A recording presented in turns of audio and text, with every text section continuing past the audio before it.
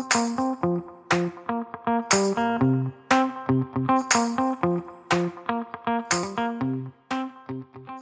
ke road trip kita bareng saya, Dedi Dahlan. Next stop dari trip kita adalah Banyuwangi. Sebenarnya kita nggak ada sih tujuan kunjungan utama di Banyuwangi. Dia lebih ke persinggahan antara Surabaya ke Bali. Sombong gitu, sombong.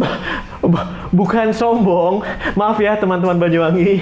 Bukannya saya nggak mau stay lebih lama di sini, karena Banyuwangi sekarang punya banyak banget tempat wisata yang keren-keren dan kuliner yang enak-enak yang kita pengen mampirin, kita pengen coba. Tapi masalahnya kita nggak dapat appointment dengan tokoh passion project dan tokoh inspiratif di sini. Tapi jangan khawatir, karena kita tetap punya cerita keren, cerita yang unik buat kalian, khususnya tentang perjalanannya sendiri. Di sini juga kita bakal nyobain rawon pecel favorit di Banyuwangi, naikin berat badan gara-gara donat khas dari Santika Banyuwangi, dan ketemu dengan teman-teman seperguruan di jalanan. Tiap orang punya rasa gatal yang pengen digaruk. Serial ini tentang saya, ngegaruk rasa gatal saya dalam perjalanan 18 hari, 9 kota, 3.200 km. Ada dua jalur yang bisa kamu pakai atau kita pakai ke Banyuwangi dari Surabaya. Lewat jalur Situbondo atau lewat jalur Jember. Kita memilih untuk lewat jalur utara, Situbondo. Ini katanya adalah jalan yang lebih mulus dan lebih rata. Kita ngikutin area atau jalur pesisir di beberapa area trip ini. Dan paling keren, kita ngelewatin PLTU Paiton pas berangkat dan pas pulangnya juga.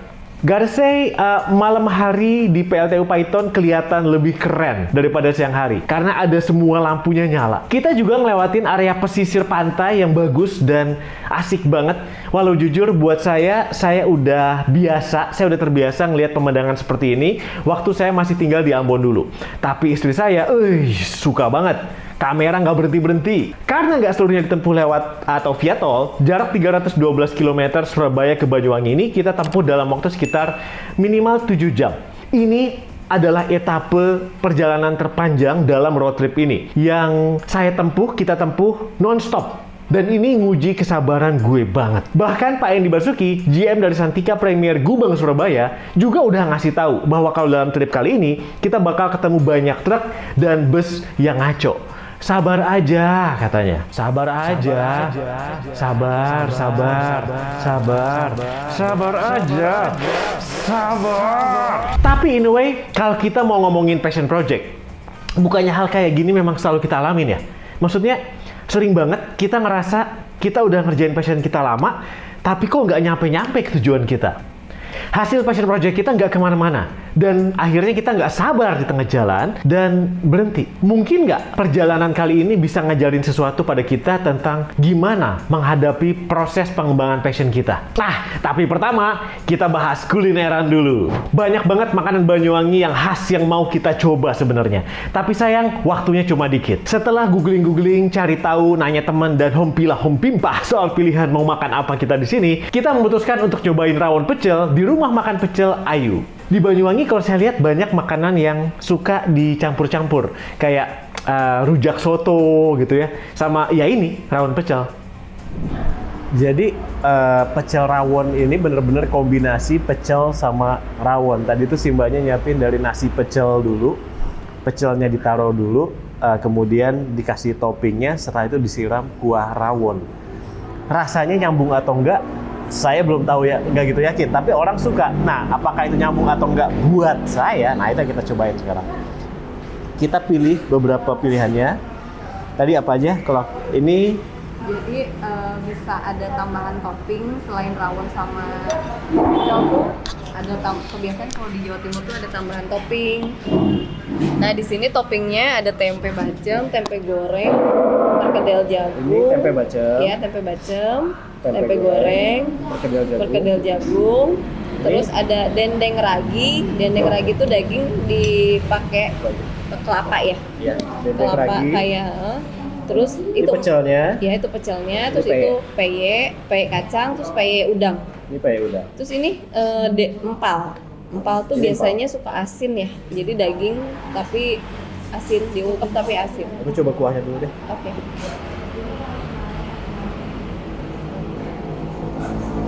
Kuahnya cuma tidak sehitam rawon biasa karena nyampur sama pecel ya. Iya, aslinya ini. Ini kalau rawon aja agak bening. Oke, kita cobain.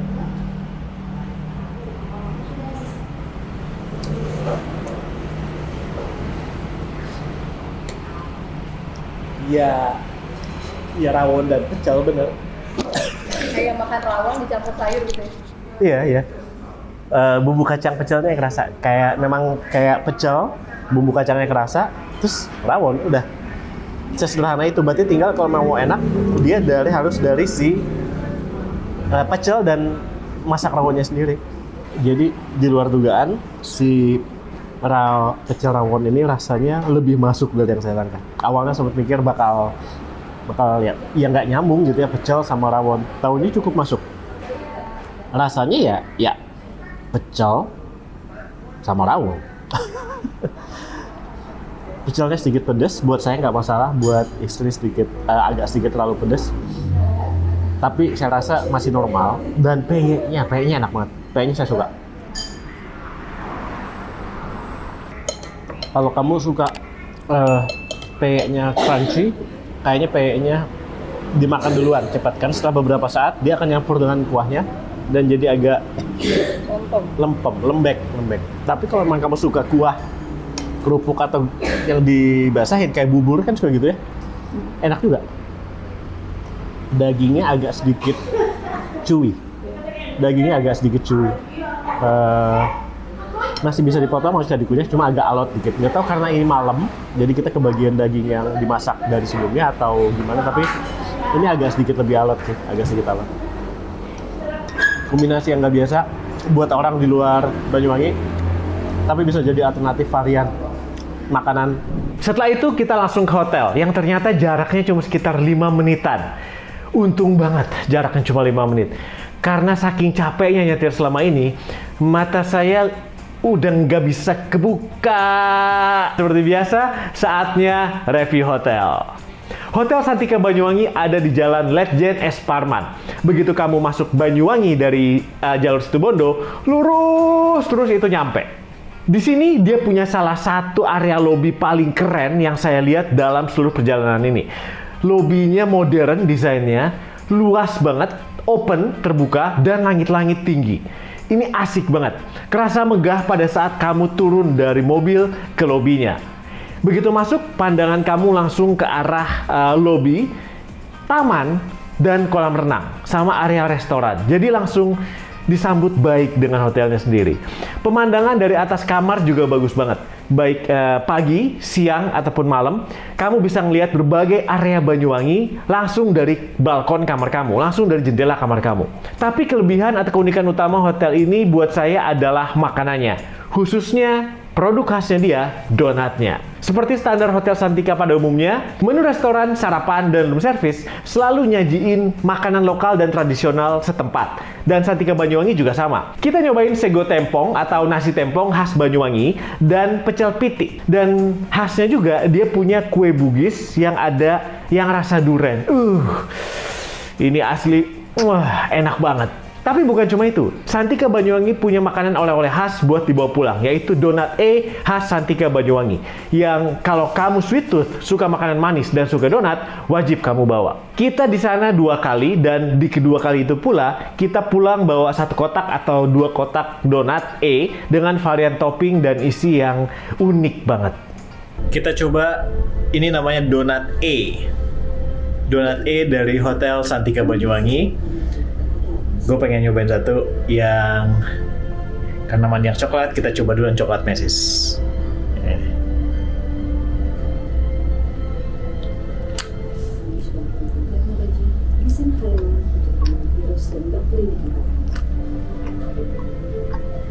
Donatnya lembut.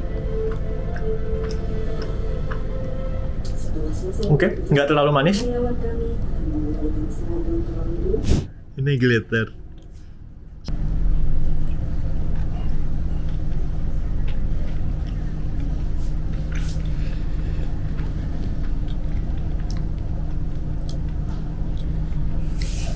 kayak gula, tapi bukan cuma gula, apa ya?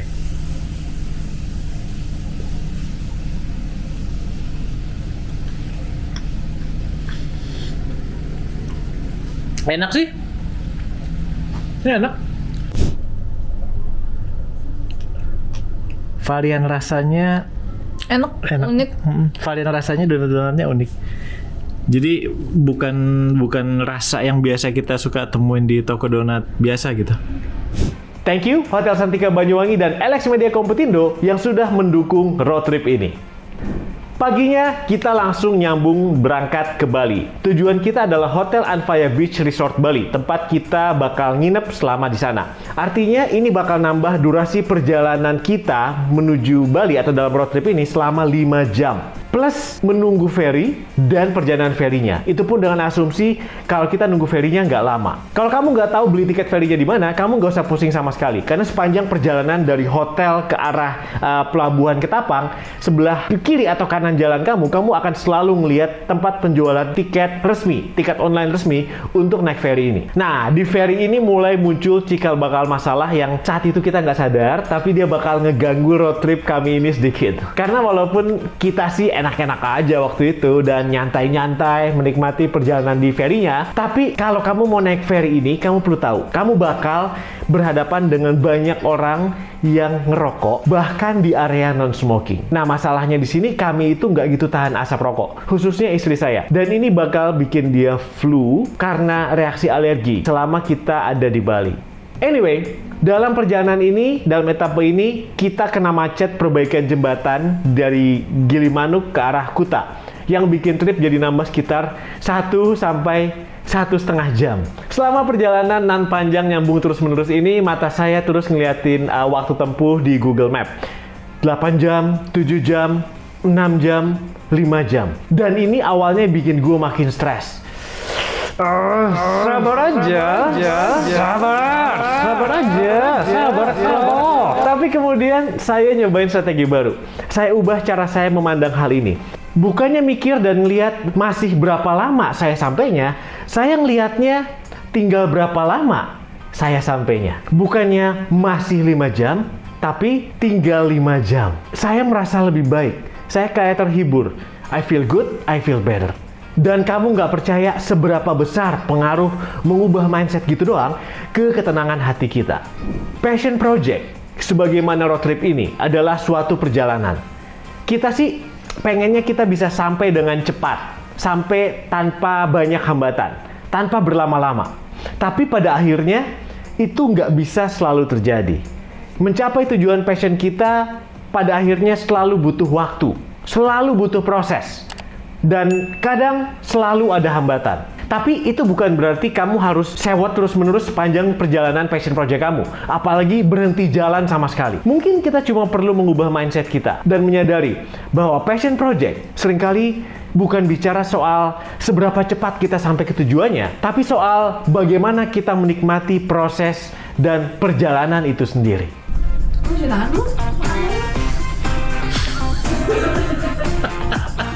Belum, biarin. Taper. Aku ngalamin banget ya. Bari aku